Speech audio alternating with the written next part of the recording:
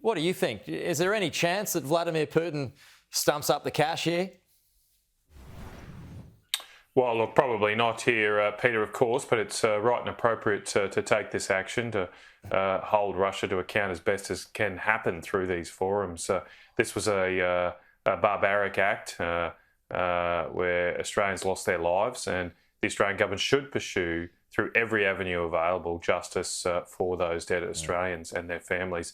But look, I don't want to provide false hope here. We see Russia being a country that is not abiding by any pretense of international law or norms, and it's unlikely to in this case then, of course, as well. Still with Russia, and the US is talking tougher about applying sanctions to China if it does indeed turn out that they've been supplying weapons to Russia. Would Australia then have to follow up on that, in your view? Would Australia have to apply sanctions on China too as part of being a global partner? Well, I'm sure Australia will continue to walk in step with the free world, seeking to maintain the sovereignty of countries' borders here.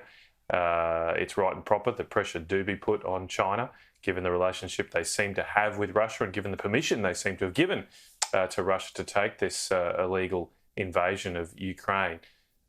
Look, I do think more generally here, though, we should be seeking to reduce our dependence on China anyway. The credibility of these threats will be much more strengthened the more we can extract ourselves from a trade and investment relationship with China.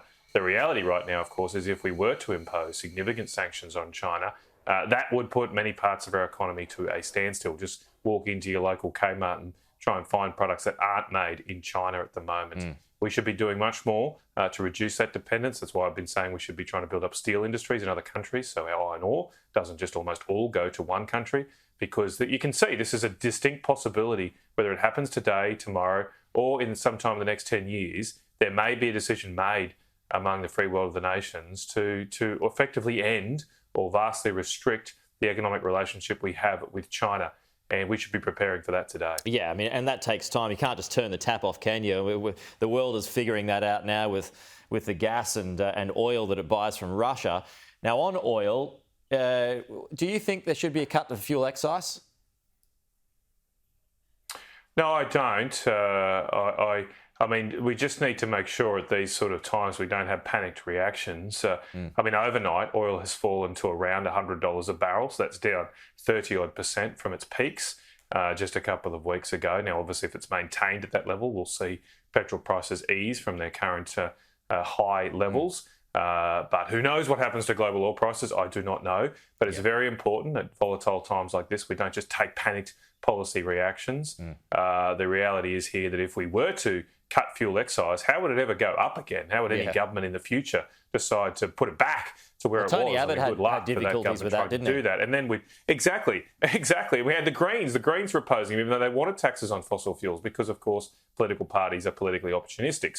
So you had 15 years there where the fuel excise did not go up with inflation, and that meant that there was less funding for our roads, and we cannot afford that. Now, I do think that with the cost of living pressures we're seeing, it's not just through petrol, because petrol prices affect transport, they affect the cost of fertilisers and food. We should be providing relief to those who need it, and I'm sure there'll be measures in the budget that look to do that. So what would be your advice on that point? Just looking at petrol prices. Well, look, there's lots of options, and I'm not going to say do X, Y, or Z, or that's it. There's lots of different options, but providing rebates, offsets, tax relief to, as I say, especially low and middle income families, that's a much more effective way, in my view, because it goes beyond just the petrol pump. As I say, you think you should prices extend are going up for lots of other things as well. So extend that for another year. Well, look, as I say, I think there's lots of different ways to deliver those sort of benefits. A few months ago, my view was that the low and middle income tax offset should finish, given the debt we've got, given the need to get back to a balanced budget. It was a temporary measure during the COVID pandemic. But things have changed the last few months, as I say, not just with petrol prices, but with cost of living overall. And we need to keep that in mind for low and middle income families. And I know the Treasurer and the Governor is doing that as they prepare the budget. Yeah. Hey, Elon Musk has challenged Vladimir Putin to a duel. Who do you think could win that? Look, I think that's a bit of a distraction. I don't think it's going to. I don't know if that is a David and Goliath battle, so to speak, but I don't know if wars, unfortunately, won't be settled between single combat as maybe they were in biblical times. Yeah. It certainly is a David and Goliath battle there in Ukraine, and we're just all hoping that, like in the biblical story, David triumphs again. Yeah. An interesting visual anyway that Elon Musk has put out on Twitter this morning. Matt Canavan, good to see you. Always good to chat. We'll talk to you soon.